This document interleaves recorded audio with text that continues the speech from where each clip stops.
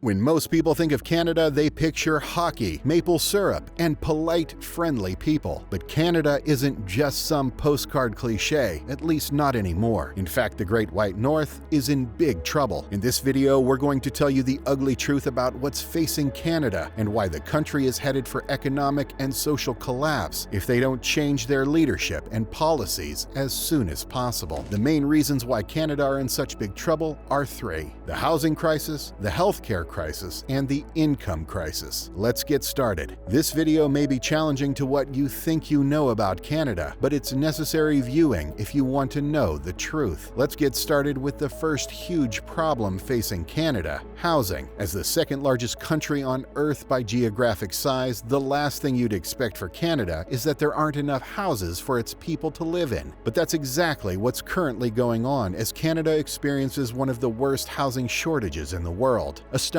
500,000 incoming immigrants per year are making the housing crisis far worse, as prices skyrocket and housing shortages lead to tent cities across the country. How bad is it? In the past 10 years, home prices have gone up 151% in Ontario, 113.5% in Prince Edward Island, 99.2% in BC, 91.2% in Nova Scotia, 75.9% in Quebec, and 44.7% in Manitoba. These kinds of numbers sound like they're out of a horror movie, but this is real-life Canada and how much its housing costs have skyrocketed between 2012 and 2022. The prices became noticeably worse since the election of Liberal leader Justin Trudeau in 2015, with his tax and spend policies and open borders immigration policies. These kinds of numbers aren't just affecting confidence in Canada's economy by investment banks and analysts. They're having a very real effect on the ability of Canadians to afford a home or participate in the economy. One recent poll by Global News showed 63% of non-homeowners in Canada say that owning a home is now an impossibility in their view. These kinds of people are stuck in permanent residential and commercial renting situations where the rent keeps increasing and aren't managing to get by. An increasing number are being put out on the streets as homelessness rages across Canada. As of this video, an estimated 235,000 Canadians are homeless or live in instability without a fixed address. If that sounds like an exaggeration and you think Statistics Canada is overestimating the number, just take a short drive through any major Canadian city or many of its smaller communities. Tent cities line parks and underpasses, homeless wander the streets, and shelters burst at overcapacity as homeless individuals look for a place to escape the winter cold. So what is the government's plan to address the housing and homelessness crisis? Trudeau has said housing isn't a priority for his government and made it clear he cares more about immigration and virtue signaling on diversity. The Conservative opposition has talked a good game and made justified criticisms of the Liberal government's inaction and photo ops, but it's always easier to say what you'll do when you're not in power than actually do it when you are in power. That brings us to Canada's second major crisis: healthcare. Canadian healthcare wait times are at record levels, and 6 million Canadians don't have a family doctor or a nurse practitioner to help them when they run into medical trouble. With hundreds of thousands of immigrants arriving per year, the situation is only getting worse. Deaths in ER rooms in Canada are beginning to happen, with the recent death of Alison Holtoff and Charlene Snow in Nova Scotia ER rooms shocking the nation. Their story is far from the only one, and the emergency alarms are beginning to ring. But Trudeau and his privileged ministers can't hear the cries of suffering Canadians from Parliament Hill or while padding over the plush rugs at 24 Sussex Drive. Even if Trudeau could hear the emergency, his fake smiles and fake optimistic policy seems to be that if you ignore a problem, it will just go away. But Canada's healthcare problems aren't going away. In fact, they're getting much worse. Doctors and nurses are burning out on the job, overstrained by pay that's not keeping pace and massive patient caseloads. It's not just patient needs that are keeping Canadian doctors stressed out either. It's the red tape and bureaucracy. Family physicians work an average of about 52 hours a week, but only spend 36 hours caring for patients. The rest of their time is taken up by administration and other non-medical tasks. Surgeons work almost 62 hours a week and only see patients for about 46. The Canadian Federation of Nurses Unions says its members are similarly streamed into administrative tasks that require them to manage staff, arrange transfers, fill out reports, and even perform some cleaning duties. Canada's federal government, meanwhile, doesn't seem to give a damn and is telling the provinces to figure it out themselves. Canada's premiers say the federal government is only paying 22% of the cost of providing health care. With addiction at record levels and opioid addiction and overdoses, which have already killed 1,904 Canadians so far this year and 38,514 between January 2016 and March 2023, something needs to change fast. Canada's not okay, and its tent cities, addicts dying on the streets, and overcrowded hospitals are symptoms of a coming collapse. Then we come to Canada's income crisis. Canadians just aren't earning enough. Canada's housing crisis and income crisis are deeply linked. After all, if you don't earn that much, then owning or renting a home becomes much harder. A recent survey done in September of 2023 of Canadians over 18 who earn $50,000 or less per year found that 94% of these low-income renters find housing costs a serious problem for them and make maintaining a place to live in the future an open question. A significant 77% reveal that over the past year, locating affordable rental properties in their area has grown notably more challenging, and an astounding 62% of low-income renters say their household finances are poor. This financial fragility is most pronounced among those aged 51 to 65, with 73% indicating the dire state of their financial affairs. Notably, individuals between the ages of 35 to 50 aren't far behind, as 65% also describe their household finances as poor. Optimism is decreasing and the situation is getting worse. When you're barely making enough money to get by, having to spend it all on rent is a major blow to your finances and your economic health and outlook for the future. Canada's rising unemployment rate now sits at 5.8%, and far too many individuals just aren't earning what they need to survive. Payouts from the government during COVID sometimes exceeded how much could be earned from a minimum wage full-time job, and many Canadians at the lower end of the scale no longer want to go back to work for low wages. The result is an increasingly feudalistic society with growing inequality and a mass underemployed working class that's making less than it needs to really prosper and succeed. As Trudeau and his ministers sit in Ottawa focusing on dividing the country and demonizing their political opponents, working Canadians find that the money in their pockets spreads more thinly than ever, and that just finding a place to live, food to eat, and a doctor to go to when they get sick is apparently too much to ask. Is this the Canada anyone grew up in? Canada's fiction of believing itself as a multicultural nation may have had some truth at one time, but it's now become a cruel joke. How are Canadians supposed to be fooled by diversity slogans when they're overworked, underpaid, hit by inflation, and left to the wolves when they get sick?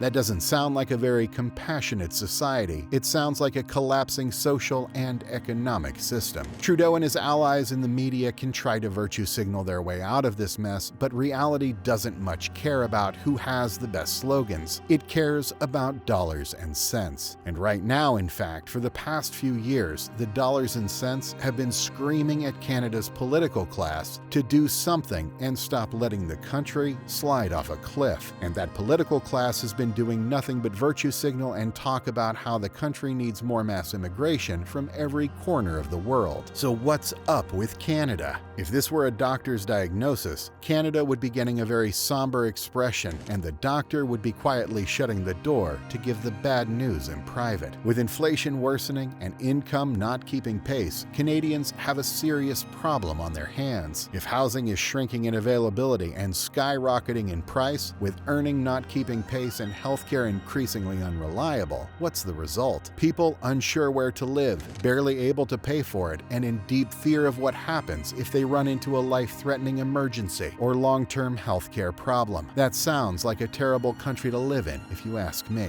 If you like this video and want to learn more about Canada, check out this video here. And if this video brought value to you today, please consider liking, subscribing, and sharing the video. Thanks for watching.